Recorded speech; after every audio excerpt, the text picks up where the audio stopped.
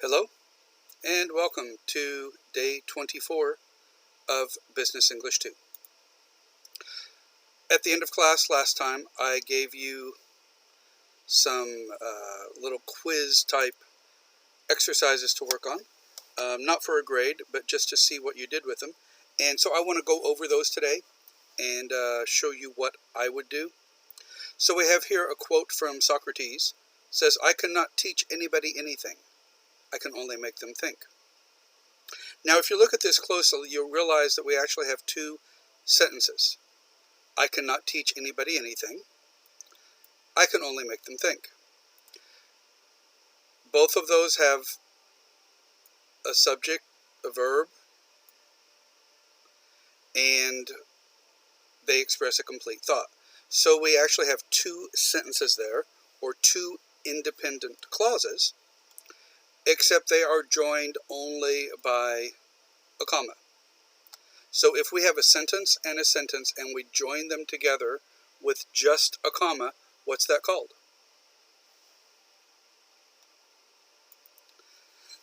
That is a comma splice, where you join them together with only a comma between them.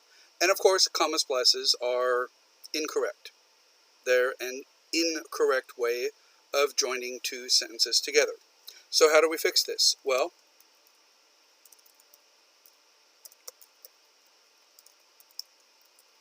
let me type it out here.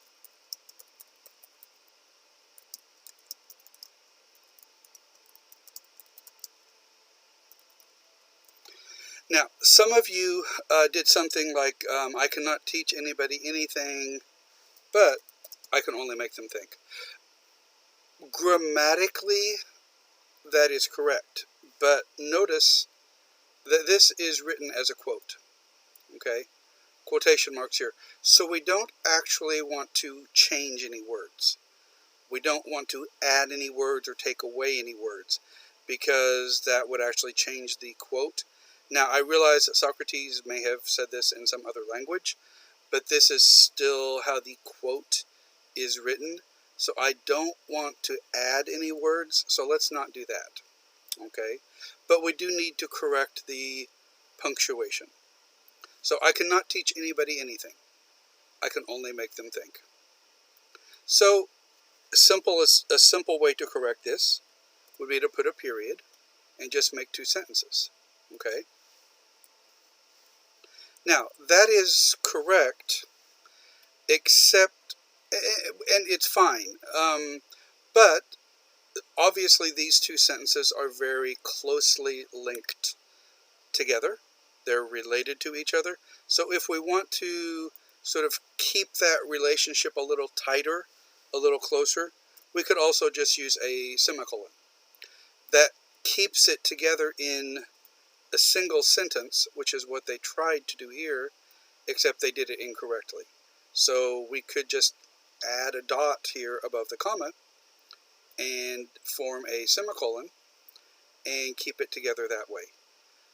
So, 3 ways to correct a comma splice. You've already got a comma, add a conjunction, but we don't want to change the quote. So let's not do that. We can use a period to make 2 separate sentences, or we can use a semicolon to keep them together in a single sentence, but in a correct way. All right. Now, if we look at the other one here. My friend thinks he's smart. He said onions are the only food that make you cry. Because, of course, if you slice onions, a lot of times the smell or the oils or something from the onions make your eyes water. So a lot of people have trouble cutting onions because of that. Onions are the only food that make you cry. Well, I wanted to prove him wrong. So I threw a coconut at his face. Of course, if you got hit in the face with a coconut, it would really, really hurt. Coconuts have a very hard shell, so it would feel like you were getting hit by a rock in the head, and so it would be very painful. And you would probably cry, because it would really, really hurt. So, we have some problems here. My friend thinks he's smart. Sentence. Independent clause. He said onions are the only food that make you cry. Sentence. Independent clause. So I threw a coconut at his face.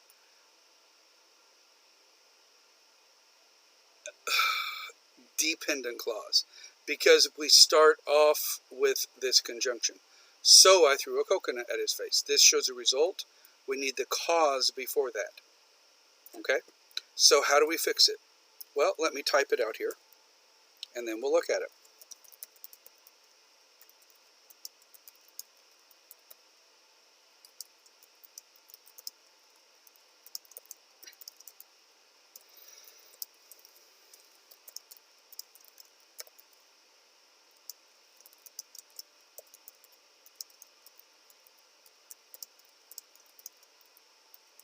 Okay, so the way it is right now, it doesn't work.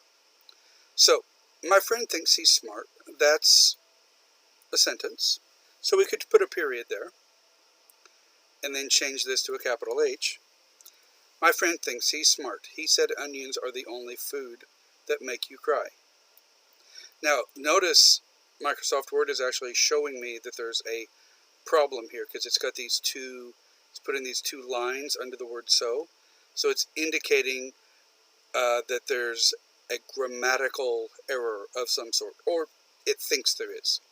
Remember, if you misspell a word, it will put that wavy red line under it.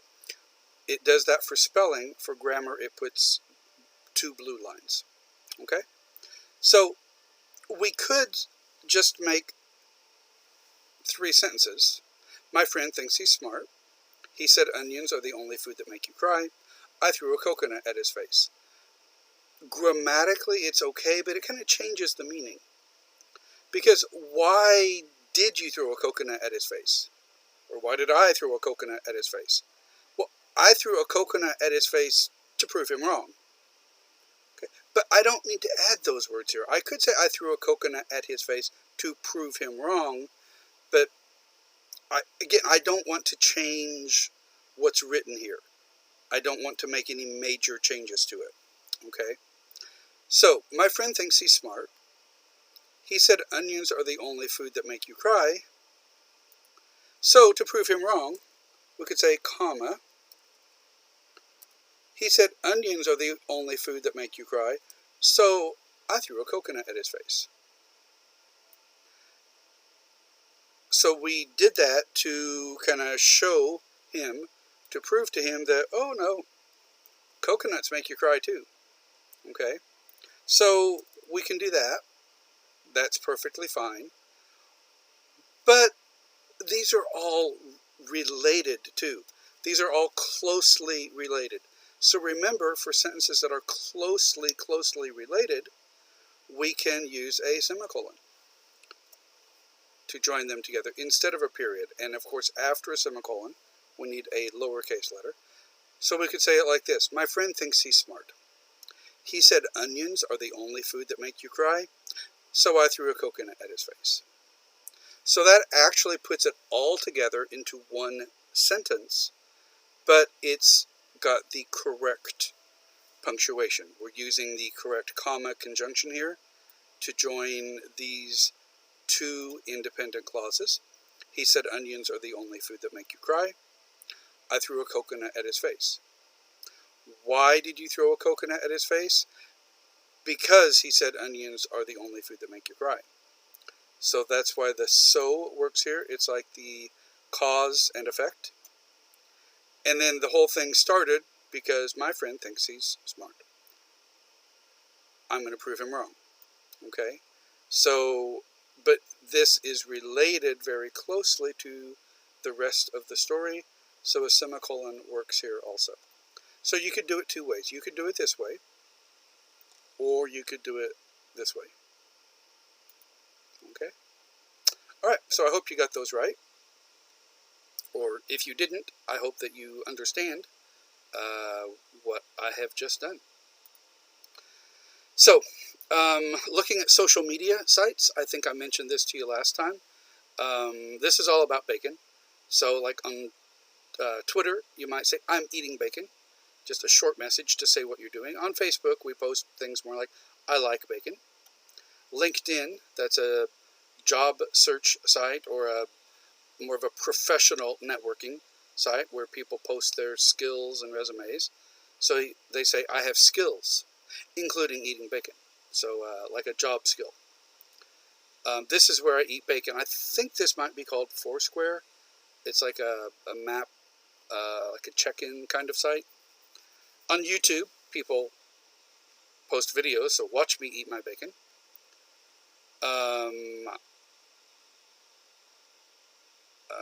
Is this Instagram? Here's a vintage photo of my bacon. I don't recognize the logo as much. I think that's Instagram. Pinterest. Here's a recipe with bacon. And Google Plus. I work for Google because it's Google Plus, and I eat bacon. And this is some sort of music streaming site. I'm listening to music about bacon. So it's all about bacon. Okay? And so we have some sentences here about bacon. So notice here this says shot sentences. These are not short sentences, but very short sentences. Okay? So the first line there actually has a spelling error. Should be short sentences. And this is a lot easier to do on the whiteboard, or if I'm able to mark these up using the marker function or the pen function, which I cannot do when I'm doing the slideshow in this format. I can only do like the laser. So I'm just going to show you on here and explain the things that I saw, and then go from there. So, first one, I like bacon. Grammar is correct, but we have some trouble here. This person likes to make their L's. This may be the same. This is kind of like the thing from the math teacher. They're making their L's with that line at the bottom, kind of like almost a capital L. Okay, and their K's are more like a cursive L. So you want just the straight line for the L, and then the K. You don't want this little curved loop part at the top of the K. Okay, that's more like a cursive K, which you don't want to do. Not when you're printing. So I like bacon. You like bacon. We like bacon. And in all of these, this one is almost like a backwards check mark. They've got that sharp point down there. So be careful with the penmanship. And also like the K, L-I-K-E, it's all going up into the air. They're not doing very good at staying on the line. Okay, then we have compound sentences. Remember, that's when you take a sentence and a sentence, join them together with a comma and a conjunction. So, I like bacon very much, so I eat bacon. Grammatically, it's okay. It's a little awkward. It would probably make more sense to say something like, I like bacon very much, so I eat it. It replacing the word bacon, using the pronoun. I like bacon very much, so I eat it. Okay, very easy, simpler to say. Notice here the spacing. They've got the comma. After the comma, you need a space. Okay, just like this, you need a space here. They have left out the space after the comma here. Next one, you like bacon a lot, so you eat bacon. Again, I would change bacon to it. And now they have a space before the comma and not after it. Remember, you do not need a space before the comma, but you do need a space after it. So they've got a space here, but in the wrong place. And next one, we like bacon so much, so we eat it. Okay. And again, they've got their comma here, but no space after the comma. So make sure you leave a space there. Then we have the subject first. The subject in all of these, of course, is bacon, because this kid obviously loves bacon. Bacon is so amazing. Bacon is very crispy. Bacon is very steamy. So when it's hot, you get the steam coming off of it. So those are all pretty good, I think. Then we have adjectives first. Adjectives to describe the bacon. Crispy bacon in my mouth. Amazing bacon in my mouth. Tasty bacon on a plate. What's wrong with those? They all have an adjective first, crispy, amazing, tasty. But are they complete sentences? No. None of them actually have a verb. Those are all just dependent clauses. They're not, or they're sentence fragments. Okay? So, how do we fix them? Crispy bacon in my mouth. What? How do we complete it? Crispy bacon in my mouth makes me happy. Next one. Amazing bacon in my mouth. We need a verb. Makes me happy. Next one. Tasty bacon on a plate. Makes me happy. I love bacon. Okay, I had some bacon this morning. So again, the point is you need to complete the sentence. So in each of these, we needed a verb. Makes. Crispy bacon in my mouth. Tastes so good. Amazing bacon in my mouth. Tastes so good. Tasty bacon on a plate. I don't want to use tastes again because I got tasty and tastes. Tasty bacon on a plate. Goes very fast. It gets eaten very quickly. Okay? But so make sure that you actually have complete sentences. All three of these are just fragments. Then we have adverbs first. Quickly, quietly, happily. Quickly, I chewed and swallowed the bacon. Now, notice here, of course, the N got cut off on the edge. Don't worry about that so much. Okay, it was a bad photocopy or bad picture to start with. Quickly, I chewed and swallowed. And some of you did see this. Swallowed is spelled incorrectly. Swallow is when something's in your mouth and then you swallow it. You move it from your mouth down into your throat, your esophagus, down into your stomach. So I swallowed the bacon. Next one, quietly I devoured all the bacon. We talked about devour early, to eat quickly, to consume. We talked about that with the express shipping, devouring the budget. If you have a plate of bacon, you might devour the bacon, to eat it quickly. And C, happily, I ate every single strip of bacon. A strip of bacon, that's a piece of bacon, the long, narrow strip. Okay. And again, of course, bacon got cut off here. Don't worry about that. It's just the bad image. It's not really an error here. It just got cut off. Okay. Now, just glancing at this again, you do notice each sentence has a period at the end.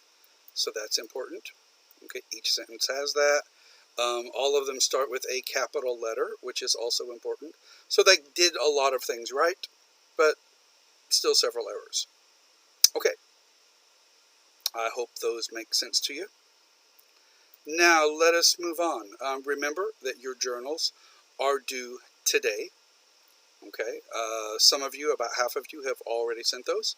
If you have not, make sure you do so sometime today. Okay. Okay, the next thing we're going to be looking at is the editor's challenge. This one obviously looks like an email, and it says the following email message contains 34 intentional errors. Intentional, of course, means that they're on purpose. That's why they're here, is for you to find them and correct them. So there are 34 intentional errors in sentence structure, pronouns, spelling, and proofreading. Proofreading is just when you read something, you check it and look for errors or mistakes. So that's what we're going to be doing. When you replace a wordy phrase with one word, it counts as one correction. A wordy phrase, that means you've got a group of words, but you've got extra words or unnecessary words. More words than you need. It's very wordy, and you simplify it, basically, with a single word.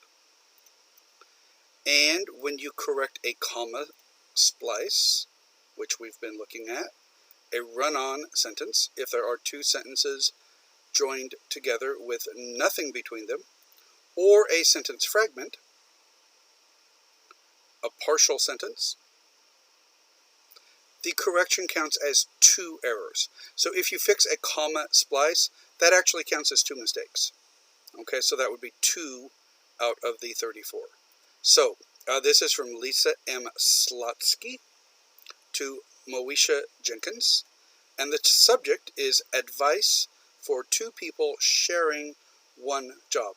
So this is like one position at a company, but you have 2 people working part-time to do that one job. A job sharing thing.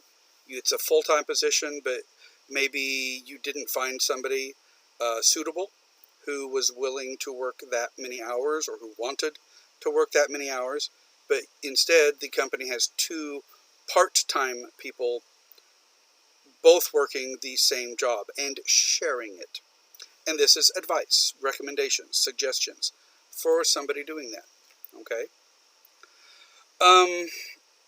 I think what we're going to do on this one is I would like for you to work together again, like we did earlier in the semester. So on Monday, we are going to have a Zoom class. Okay? So Monday, we will do a Zoom class. And on Monday, I will put you in groups again and have you work with a partner or two to go through this and identify and find and correct all of the mistakes that you can find in this before I give you the answers. Okay? So hang on to this. Work on it over the weekend. Work on it over the weekend before class on Monday. Okay? And then on Monday in our Zoom class, you'll have some time to work with a partner to share your corrections, to share what you think was wrong and how you fixed it. Remember, there are 34 errors, so there's quite a few in here. Okay? One of the things we'll be looking at in a little more detail is how to use a semicolon. And this is a poster that somebody made up. And this is from like a website. They do these cute comics, and a lot of them related to grammar and scientific things, I think. And this is called the oatmeal, like the cereal, the breakfast cereal. Their website is here, http://theoatmeal.com. And this is talking about how to use a semicolon. So I'm just going to show you these slides. This talks about why you use a semicolon. What's the point of a semicolon? And I'm just going to let you read through this. Okay. And here's some more information on why you use a semicolon. And then when you should use a semicolon. When should I use a semicolon? So we have the why, the when. And again, I'll let you read through this. Pause the slideshow or pause the video if you need to read that. And that's the next part of that. And then how? Why? When? How? How do I use a semicolon? And again, please pause the video and read through this till you understand it. And don't use it with conjunctions. When you use a conjunction, you use a comma conjunction, not a semicolon. So if you're using a conjunction, don't use a semicolon. If you're using a semicolon, don't use a conjunction. And then we can also use a semicolon as a super comma, a stronger comma, a more powerful comma. Okay, and I'll let you read through this. And the next part of that. Okay. And after you have finished that, I've got a reading assignment for you. We're going to be looking at business letters. We've talked about all the many different things you need to properly edit and correct and fix and use when you're writing business letters. We've looked at sentence structure, at simple and compound complex sentences, subject-verb agreement, capitalization, using pronouns. We've looked at a lot of the things you need to make business letters correct for accuracy and correctness. And we've looked at a lot of vocabulary that you might be using. The last thing we're going to be doing, or what we're going to be doing then these last couple of weeks, is looking more at the structure, the format of business letters, okay? And so I have a little reading assignment for you. This is called, this is from a writer's workshop. It's called Informational Business Letters. And you see here they talk about the characteristics of business letters. Oops. Talk about the characteristics of business letters. And they talk about 4 different things here. And then there's a skill check. So you've got 1, 2, 3, 4, 5 questions to answer, little multiple choice questions. And then they talk about the writing plan, the structure of a business letter, and then they have an example here, okay? Obviously, this is pretty small. I will give you a bigger copy of that. I will send that to you. And then we'll also continue looking at some more homonyms. For example, this image here, or this picture, shows you 3 different homonyms. This represents 3 different words that all have the same pronunciation, but they also have different spellings and different meanings. Do you know what those homonyms are? And this is your attendance check today. This is your attendance check. What are the homonyms?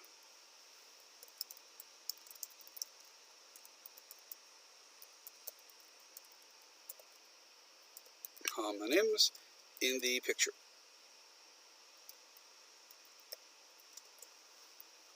And notice, see, it gave me that red line because I typed it wrong.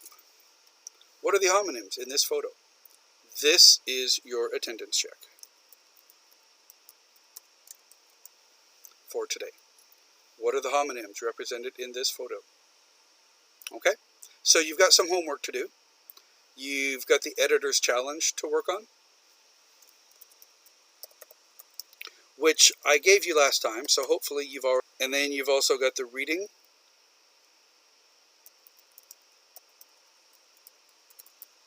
with the multiple choice questions.